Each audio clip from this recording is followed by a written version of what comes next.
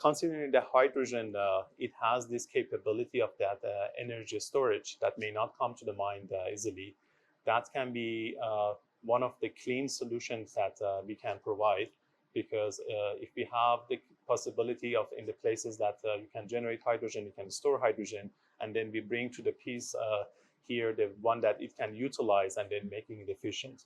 So overall, it's one of the clean tech solutions that it will make most sense when the ecosystem in terms of the hydrogen production and the storage is in place. So we are making that one as a reality.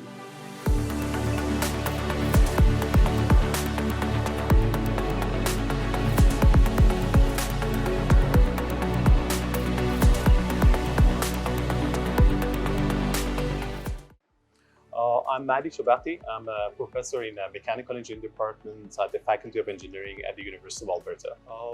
My lab is called Energy Mechatronics Laboratory, and we abbreviate it with EML, and it includes a variety of topics. And then you are currently in one of the labs of the EML. In this lab, what we are doing, we are developing a solid oxide fuel cell, which is a type of the system that is used for application of combined heat and power. So it can provide electricity and also provide heat that can be used for the residential application in houses, and it can also be used in the industrial setting. So the way it works, currently we are developing a system that you need to provide hydrogen as an input to the system, and then it's going based on the solid oxide fuel cell that the way it will leads after the interactions that for different layers that we have inside solid oxide fuel cell, then it will generate electricity, and the hydrogen that it was coming as an input, then it will be converted to the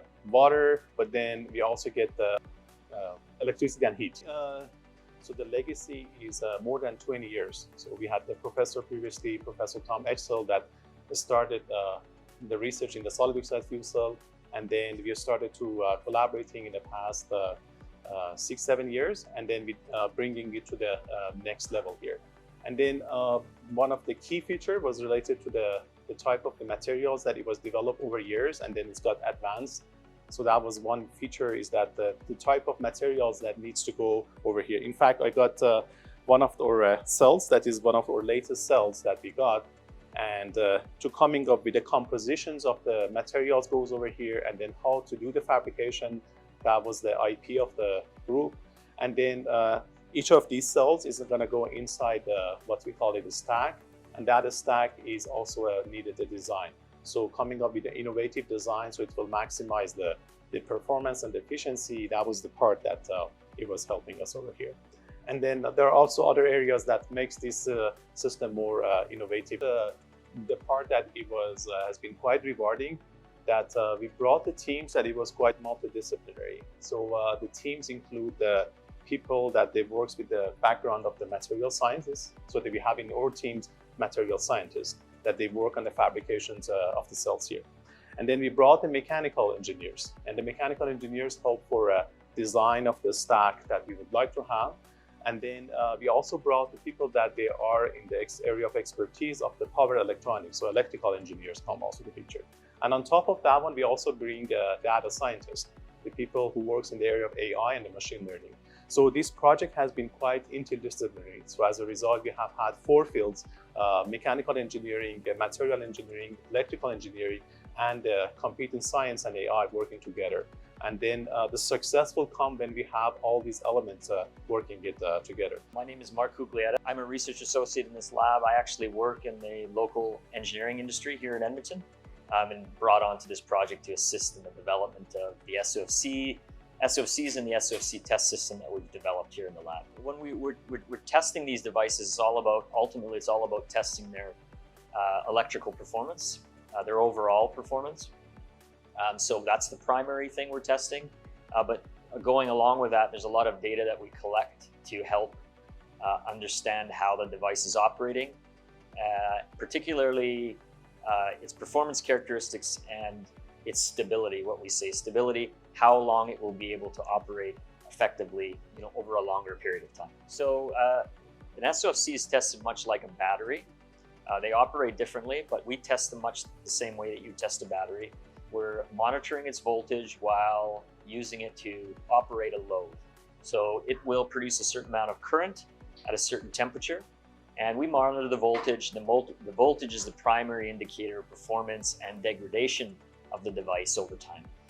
The other aspect that's unique is the test system that we've developed here. So we went through a process to design a test system that met all of our needs. First and foremost was being able to test the high temperature fuel cell device, but we also had to develop it so that it could collect all of the data. We have multiple different disciplines working on this project. They all have different needs on how they access the data that we collect out of the device. And so we had to make sure that we design something that can incorporate it, that will allow for that.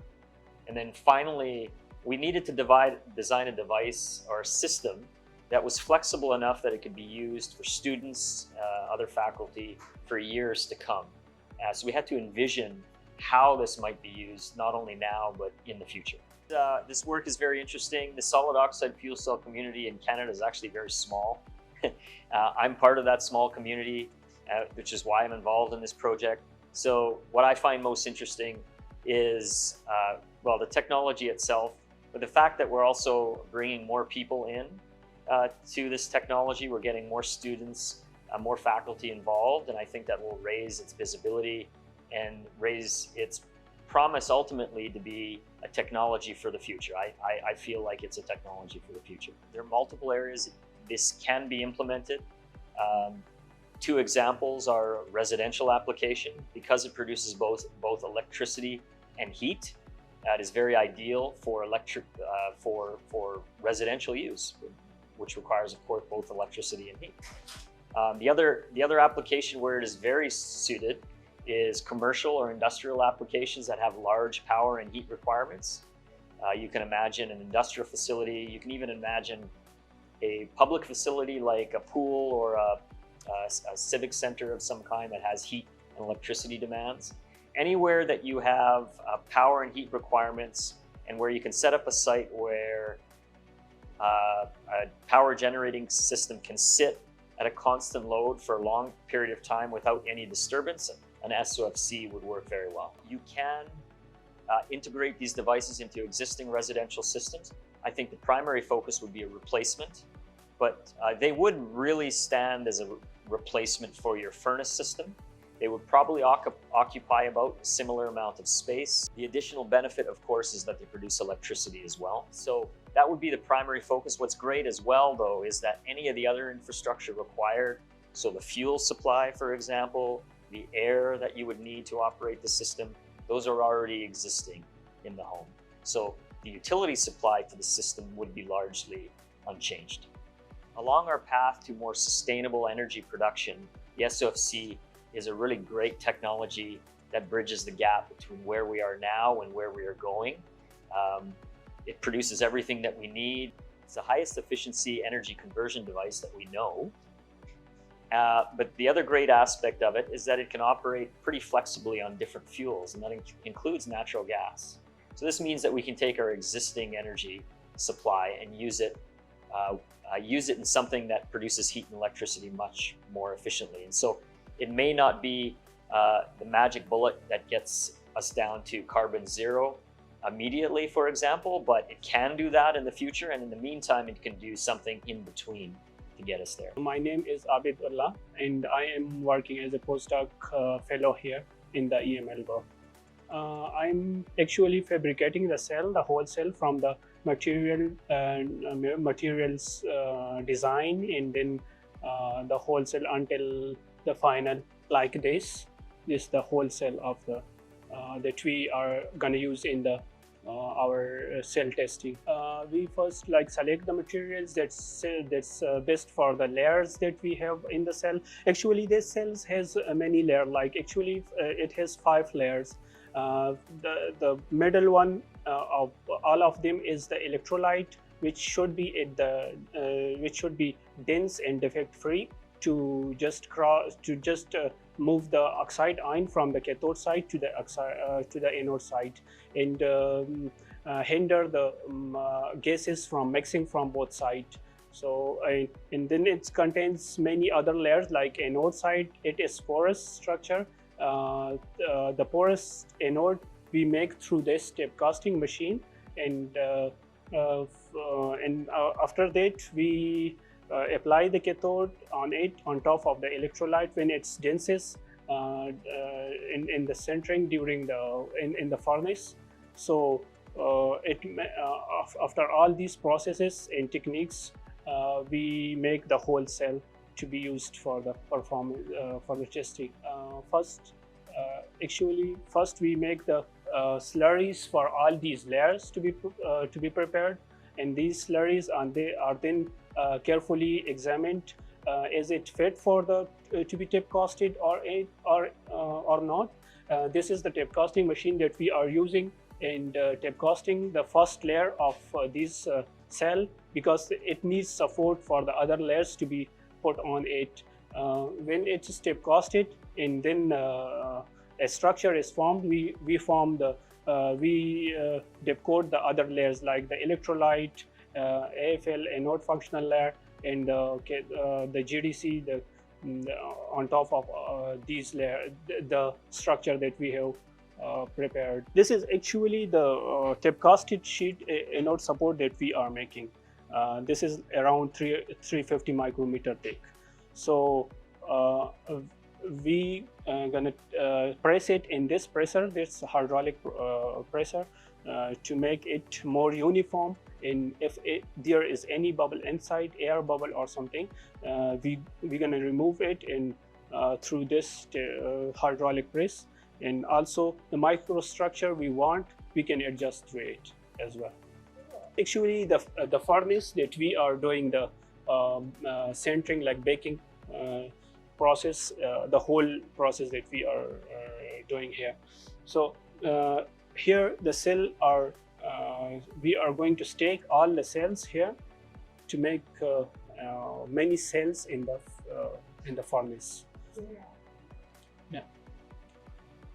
And then these are being baked between two plates? Yeah, this is the method that we are using it here, because through this we can like make a perfect uniform layer, and without any imperfection or any warping in the cell. That's why and it goes up to like 1600 degrees centigrade. So we are using for now we are using until 1400 degrees centigrade for like for electrolyte centering. That's what the electrolyte wants to be dense at that temperature. My name is Mahdi. I started my work here with tubular cell fabrication, and then developing a planar cell fabrication process. And then now I am working on testing single cell stack and multiple cell stack. Here we have two setups for testing. The initial setup is tubular cell testing setup. For earlier stage test, we use this tubular cell setup because it's easier to seal and also faster to assemble. But in real application, many cells are connected together to make a stack to generate higher power. That's why after this test, initial test, we will test our cell here in planar design. After fabrication tubular cells, we put them inside the stack, inside the furnace. Actually, we should generate some path for hydrogen and air. We need to have some sealant because we don't want to have direct contact between hydrogen and air at that high temperature. The operating temperature of our cell is between 600 degrees C to 700 degrees C. That's why we are using a special sealant like ceramic-based sealant or glass-based sealant. After assembling the cell inside the setup, we put the setup inside the furnace and then increase the temperature to operating temperature and start electrochemical testing here with different instruments. Here, as you can see, we have two tubing for hydrogen and air as inlet, and 2 tubing for outlet. We have some channels here to distribute gases inside the stack. We can place many cells in series in this stack to connect them, electrically in series. And then you can see we have some layer here. One layer is sealant, one layer is interconnectors. Interconnectors is for connecting the cathode side of one cell to another side of next cell.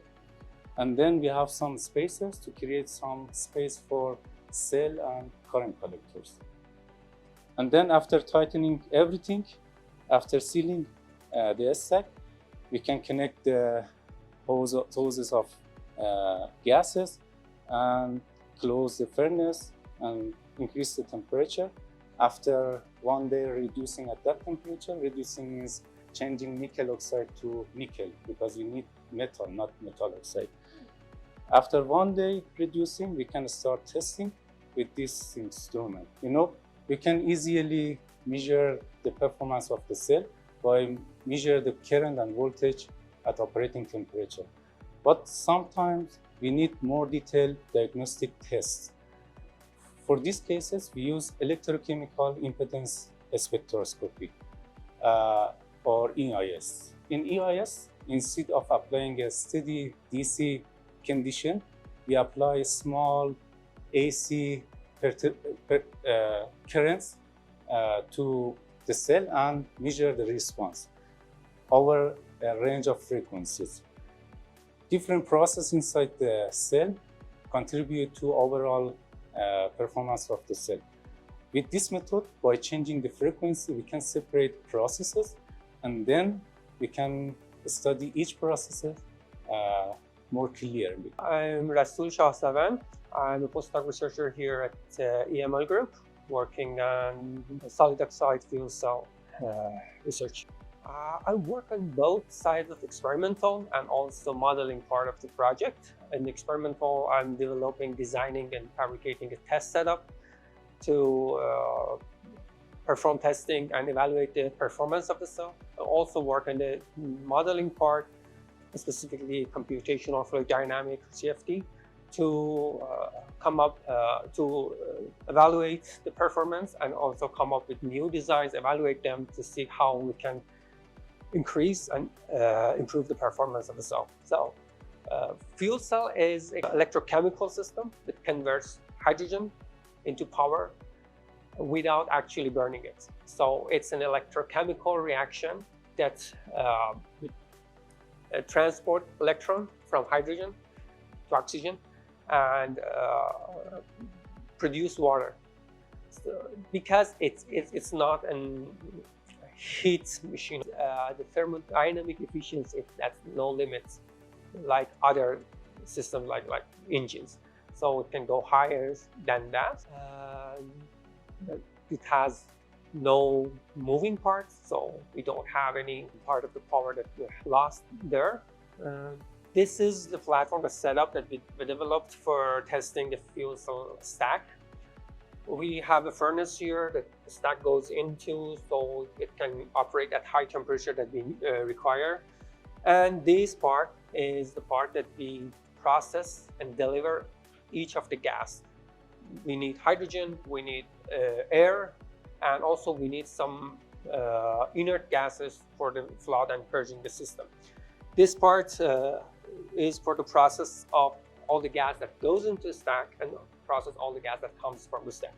We have the controller of the stack, we have preheaters, so the exhaust gas that comes out of the furnace has a high temperature.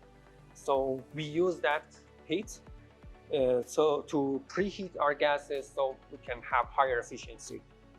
And this has a real-time controller system that we can control everything and measure everything instantly.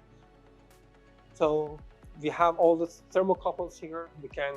We have all the mass flow controllers. So when for this SOFC system, it's common practice to like go for 1,000 hours of practice. So it goes for weeks and it collects the data and save it, so we can see the trends and what goes wrong, what is working, what is not working. And also we can control it remotely. Hi, my name is Amir Reza Hanifi. I am the manager of the fuel cell group at the Energy and Mechatronics lab in the Department of Mechanical Engineering at the University of Alberta. Our team works on development of solid oxide fuel cells. Solid oxide fuel cells are energy devices that convert the chemical energy of fuels, like for example hydrogen, natural gas, or their blend, into electricity and heat. So it's a clean process of producing heat and electricity, and there is no combustion involved. Solid oxide fuel cells normally operate at high temperatures. So then this provides the flexibility of working with different types of fuels. For example, PEM fuel cells only work with hydrogen, but solid oxide fuel cells can work with different types of hydrocarbons like natural gas. And so you can feed hydrogen as the fuel, you can feed natural gas as the fuel, or they blend. So that's one of the advantages, the fuel flexibility. And they also provide very valuable heat because they operate at high temperature. So the waste heat is also very important. So that's why we consider them as combined heat and power units. As you may know, hydrogen is complementary to electrification in the future decarbonization of Canadian industries. And this is aligned with the hydrogen strategy of Canada and what the government of Canada has put in front of the researchers and industry. The main industry partner was Cummins, that they were more interested in especially in the AI aspects of the project. And then Atco Gas was another partner. And so these are the two key partners that we have in this project. Considering the hydrogen, it has this capability of that energy storage that may not come to the mind easily.